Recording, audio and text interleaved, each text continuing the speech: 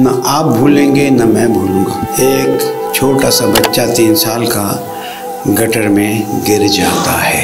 अगर खुलफा की मिसाल दें तो वो भी यही फरमाते थे कि अगर कोई भी इंसान किसी मुश्किल का शिकार होता है तो मैं ज़िम्मेदार हूँ। और अगर आइम मासूमीन अलैहिस्सलाम की मिसाल दें तो मेरे मौला ने भी इसी तरह की बात फरमाई है। मैं इस जुम्मे की खिदमत को सियासी नहीं करता हूँ, और मेरे पास सियासत की बहुत सी बातें हैं, लेकिन ये चीज़ पहली नहीं है, बारिशों में भी हुआ है, उसके बाद भी हुआ है।